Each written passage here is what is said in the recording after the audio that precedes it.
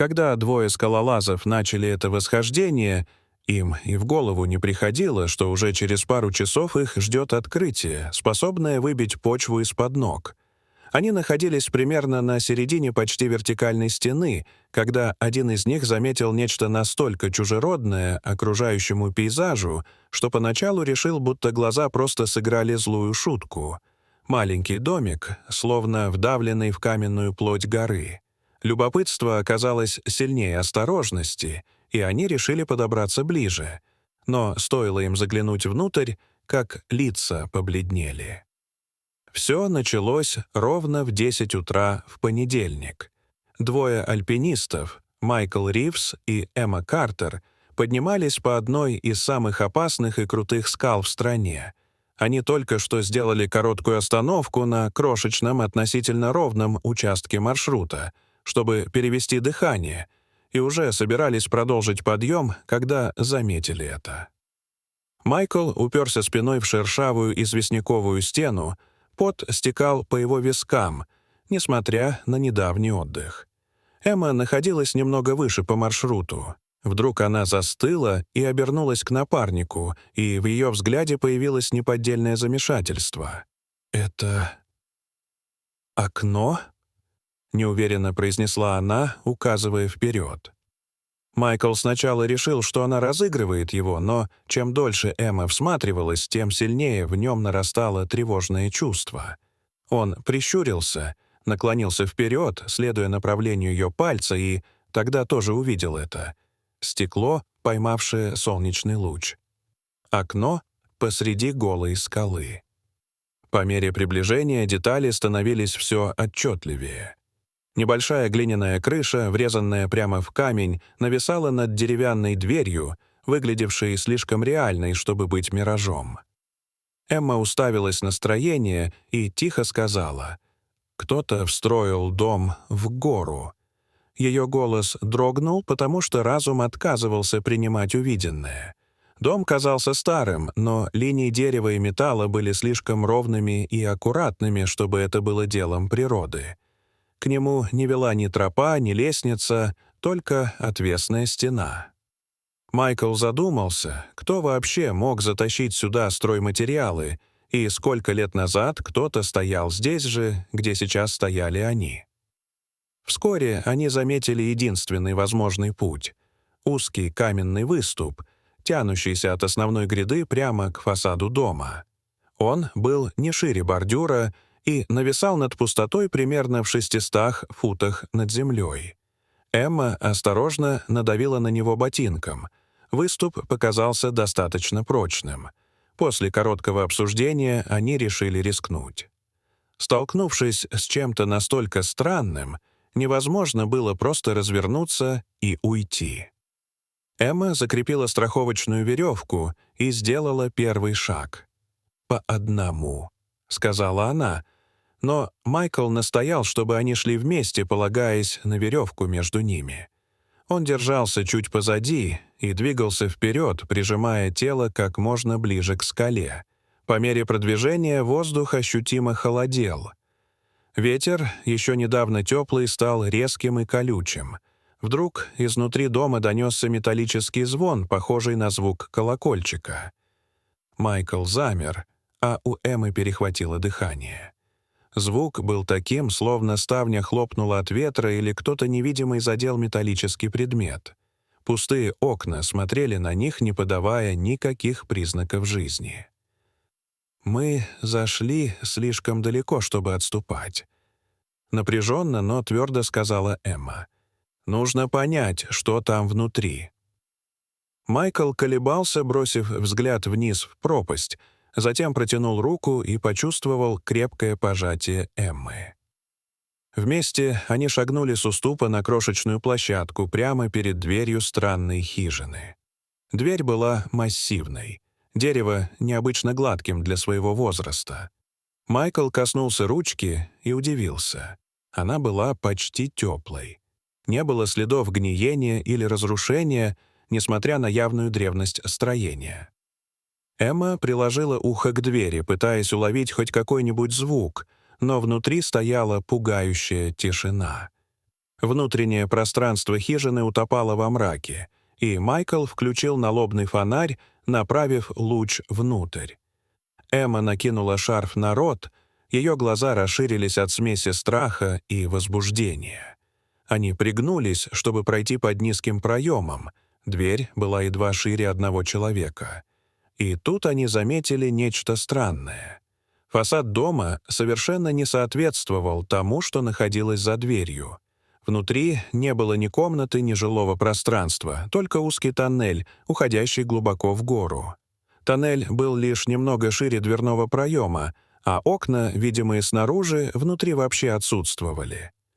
«Получается, стекло просто вмуровано в камень», — растерянно произнес Майкл.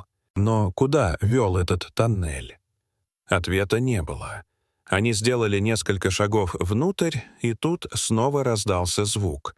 Резкий звон, за которым последовал металлический стук. Тот же колокольчик, но теперь гораздо ближе. Казалось, звук исходил откуда-то впереди. Майкл и Эмма медленно двинулись дальше.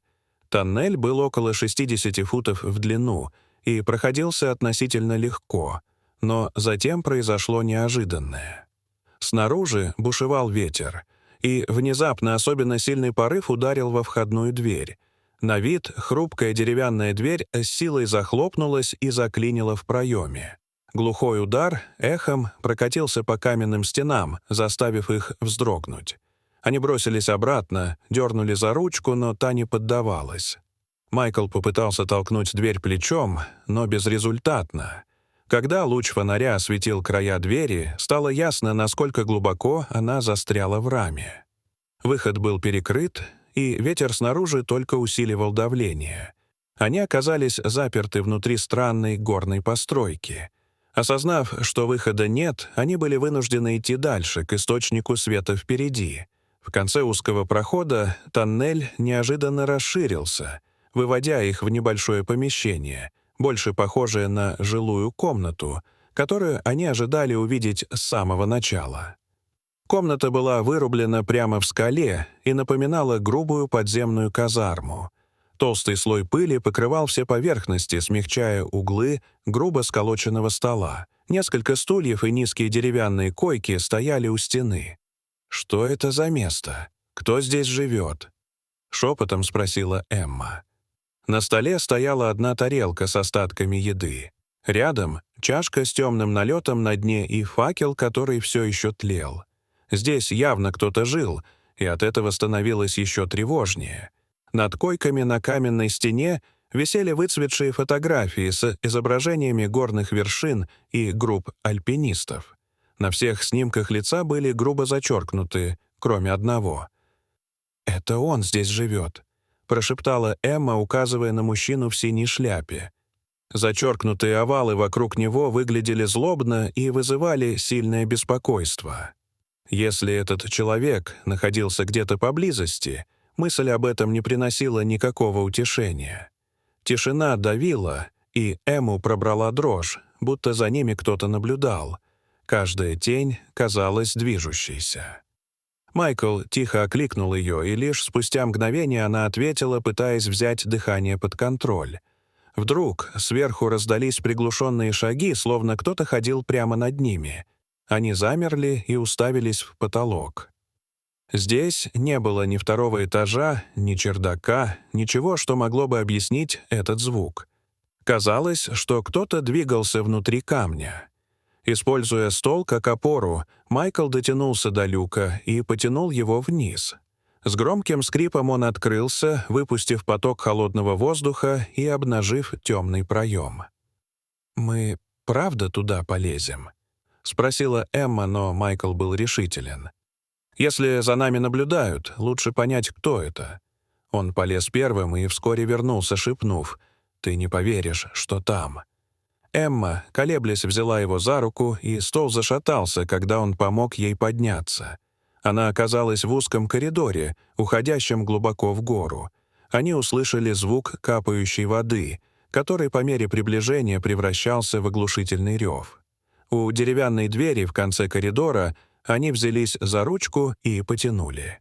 Их накрыл гул воды, и они оказались за огромным водопадом. Свет странным образом проникал внутрь пещеры. «Как это возможно?» — выдохнула Эмма. И тут эхом раздался голос, зовущий их по именам. У пруда внизу стоял мужчина и махал рукой. Это был человек с фотографией, тот самый в синей шляпе. Майкл насторожился, но Эмма настояла, что пути назад нет. Мужчина выглядел спокойным и указал на высеченные в камне ступени. «Они надежные, я проверял». Они спустились и подошли к нему. «Меня зовут Оливер», — сказал он. «Я альпинист, как и вы». Он рассказал, что 7 лет назад пришел сюда с группой из 6 человек, но веревки оборвались, и он остался здесь один. Остальные ушли за помощью и не вернулись. Сначала он злился и вычеркнул их лица на фотографиях. Фасад дома был здесь еще до его появления, и он так и не узнал, кто его построил. Здесь была вода, укрытие и пища. Спасатели позже нашли его, но он отказался уходить, потому что обрел здесь покой. Он попросил сохранить это место в секрете. На вопрос о выходе он указал на спиральную тропу вдоль водопада. Майкл и Эмма с облегчением улыбнулись. Они поели вместе с Оливером рыбу и дикорастущую зелень, приготовленные на небольшом огне. Перед уходом они пообещали молчать. Когда они выбрались наружу, в угасающий свет, они поняли, что стали частью тайны, которую запомнят навсегда. Дорогие зрители, что вы думаете об этой истории? Расскажите, пожалуйста, в комментариях. А если вам понравилось это видео, то ставьте лайк и подписывайтесь на наш канал. До свидания.